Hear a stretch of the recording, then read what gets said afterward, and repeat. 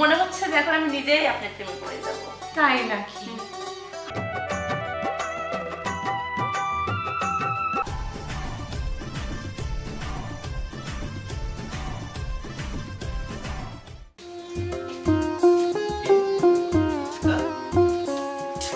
এই সালমা, সালমা।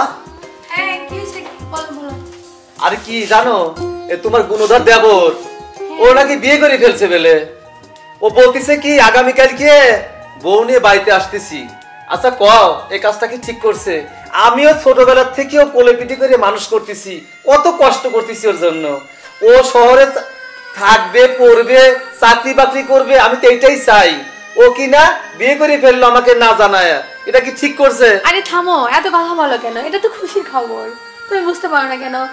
আজ হোক কাল হোক আমার দেবরকে তো বিয়ে দিতে হতো, ও করছে, এটা তো আনন্দের বিষয় আমাদের। আরে বিয়ে করুক, আমি তো জানবো বিষয়টা, আমাকে না জানায় বিয়ে করলো কেন?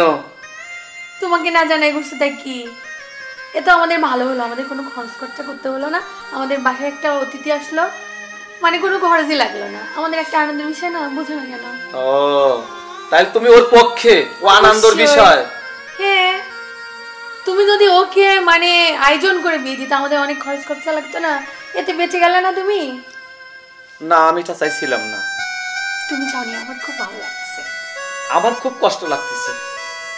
যাও, খালি কষ্ট দেখাচ্ছ, সব বিষয়তে কষ্ট দেখাও, এটা খুব আনন্দের বিষয়, তুমি বুঝতেছো না। দাও যাও, তুমি কোথায় কাজে যাবে? দাও, আমি কাজ শিয়ে নিই। কখন আসবে ওরা?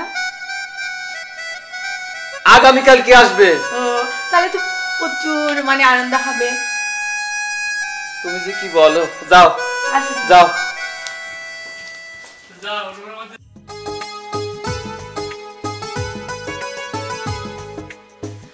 আসলে সত্য কথা বলতে কি জানো, তোমাদের গ্রামটা অনেক সুন্দর, কিন্তু একটা বিষয় দুঃখজনক, রাস্তাটা এখনো ঠিক হয়নি। আসলে গ্রামটা অনেক সুন্দর, রাস্তা কিছুদিনের মধ্যে পাকা হয়ে যাবে। তোমাকে না কত করে বললাম যে তুমি শাড়ি পরো। তুমি কি পাগল হলা নাকি? তুমি তো জানো যে আমি শাড়ি পরে হাঁটতে পারি না, আর যদি শাড়ি পরে এসে কাঁচা রাস্তায় আসার খাই তাহলে মান কার যাবে, তোমার না?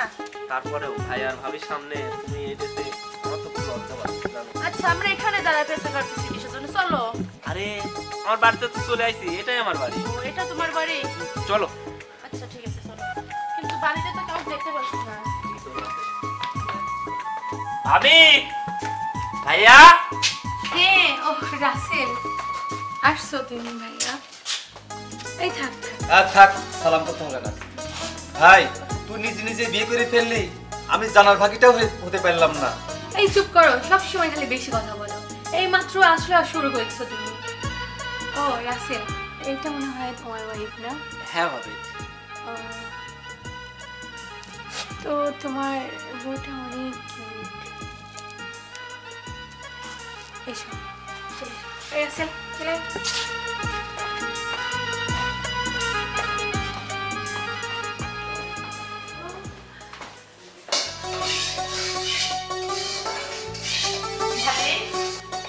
আমি কি তোমার হেল্প করতে পারি?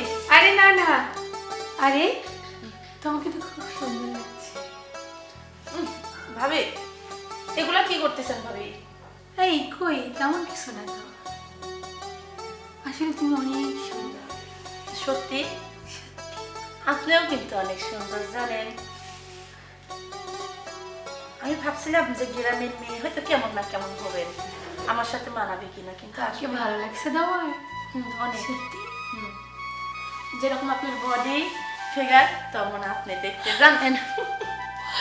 ওহো, আমার সেই আনন্দ লাগছে, বুঝছো?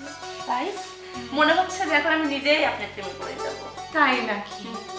আগে জানলে আমি ঢাকা গিয়ে তোমাকে নিয়ে আসতাম।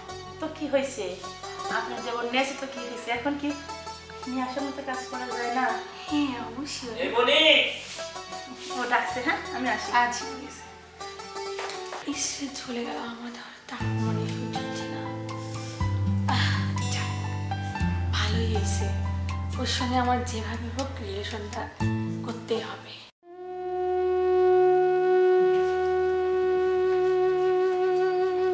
রাসেল দাদা। ভাই কিছু বলবা? হ্যাঁ বলবো। শোন, মা যখন মারা যায় তুই তখন খুব ছোট, আমি তোর বড়। আমি তোকে অনেক কষ্ট করে মানুষ করছি, কিন্তু তুই যেটা কাজ করলি আমি ভাবিনি তুই এই ধরনের কাজ করবি। আমি তোকে লেখাপড়া শিখাইলাম, মানুষ বানাইলাম, তোকে শহরে পাঠাইলাম। আমি জানি তোর কাছে আমি কিছু একটা পাবো, কিন্তু পাইলাম কি, তুই আমাকে না জানায়া বিয়েটা করে ফেললি, বউ নিয়ে বাড়িতে চলে আসলি। আচ্ছা বল, এটা কি আমি কি জানার কেউ নয়? দেখো ভাইয়া, আমি জানি আব্বা মা মারা যাওয়ার পরে তুমি অনেক কষ্টে আমাকে মানুষ করছো। শুধু তাই নয়, আমার জন্য তুমি একটা সন্তানাদি পর্যন্ত নেও নাই। কিন্তু ভাইয়া, আমি পরিস্থিতির শিকার। আমি না মনিকে অনেক ভালোবাসতাম, কিন্তু হঠাৎ করেই মনির বিয়ে হয়ে যাচ্ছিল।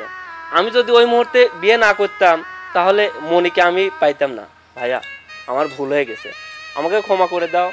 আমি জানি তুমি আমাকে সন্তানের মতোই ভালোবাসো। ভাইয়া প্লিজ আমাকে ক্ষমা করে দাও। আমি ক্ষমা করব না কেন? তুই তো আমার ছোট ভাই, তোরা ক্ষমা পাওয়ার উপযুক্ত, তাই আমি ক্ষমা করে দিচ্ছি। ঠিক আছে শোন, বিয়ে করেছিস ভালো, দাম্পত্য জীবনটা যেন সুখী হয়, আমাদের যেন একটু সুখ হয়, সেই ব্যবস্থাটা করিস। ভাই, এটাই। শুধু তুমি আমার জন্য একটু দোয়া করো। হ্যাঁ, আমি দোয়া অবশ্যই করব। দোয়া কর। আচ্ছা ভাই, আমি একটু বাজারের দিকে যাচ্ছি, তাহলে আমি গেলাম। আচ্ছা ঠিক আছে।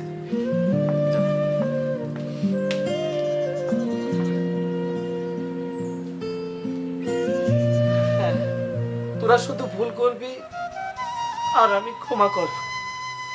আমার ক্ষমা করাটাই সার, আর তোদের ভুল করাটা কোনো কিছুই না।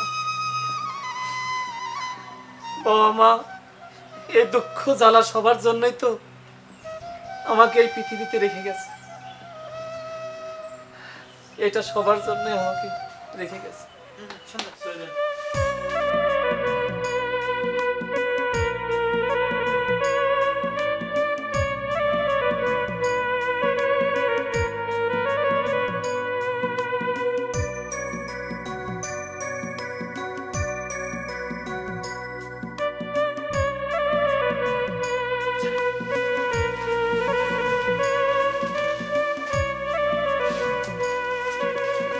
আরে ভাবি, তুমি তুমি যে এত সুন্দর, আসলে ধীরে ধীরে আমি না তোমার প্রেমে পড়ে গেছি। ওহো তাই?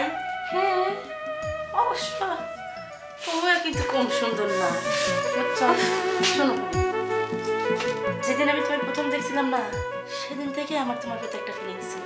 কিন্তু কি জানো, দিনে দিনে না আমি অনেকটাই তোমার প্রতি পাগল হয়ে যাচ্ছি। কেন বলতে পারো? সত্যি হুম, আমি না লেসবিয়ান। তাই? হ্যাঁ, তুমি? উফ, তাহলে তার কোনো কথাই নেই, তাই না? হুম। তুমিও লেসবিয়ান, আমিও লেসবিয়ান। আচ্ছা, লেসবিয়ান হলে তো হবে না, না ভালো তো বাসতে হবে। তুমি কি আমায় ভালোবাসো? হ্যাঁ, আমি তোকে অনেক ভালোবাসি রে। সত্যি সত্যি? হুম।